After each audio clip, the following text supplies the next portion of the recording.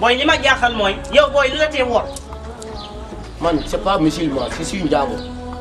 ah booy jëgam njaago nga xanaa di nga am tur booy nan nga war a tudd. Paul Tendeng. booy Paul lan. Paul Tendeng.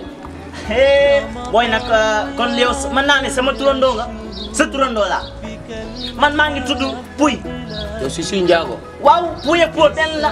benn la. booy ma ñam ci mburu. yow wóoroo. booy Pouy ak Paul benn la ma ñam ci mburu mi.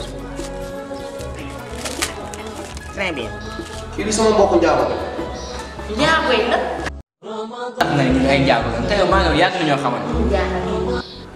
booy bi de xanaa comme bëgg kum yàq rek waaye xam nga ne fii ay njaago amul. ah man kay ay njaago dama moo ma jaaxal. léegi waxal tamit la moo tax nga yaakaar ni ay njaago la.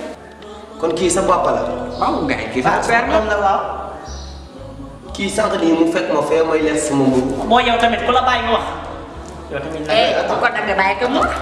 la muy wax fii. déet waaw li mu xam la bëgg a wax ba ko mu wax. waaw moom la mooy père Pouy.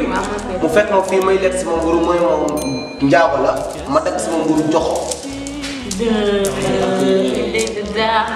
alhamdulilah yu njëriñ nekk ni nga nekk ci dëgg yow daal bu ñuy changé nga jour boobu yow ci ngeen gën a raakaajoo.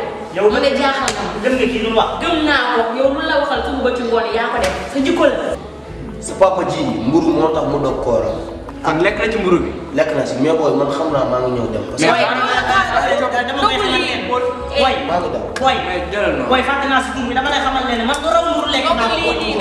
booy lu raw mburu man lekk naa ko. lu raw mburu wax ko lu raw mburu lekk naa ko. mais comme bindee say fer nga tojaat bi kenn xamul. bàyyi ko yow de ni jaay maa la supplim sax ba léegi yow daal mën nga yow loo jógee ba nga noonu nga jaaxal si jaay jaaxal mi yow moo ba ñu si jaay amoo nawle yow ñàkk nga fay da trop ak sëriñ yow toogal yow sax moo ko mën.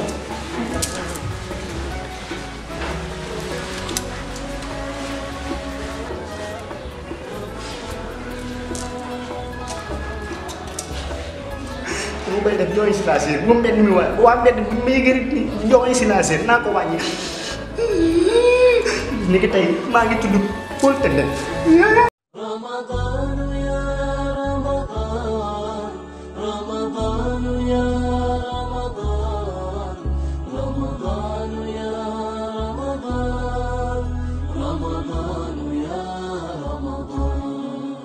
رمضان يا خير الشهور فيك المحبة بلا شرور فيك السنة فيك الضياء رمضان يا خير الشهور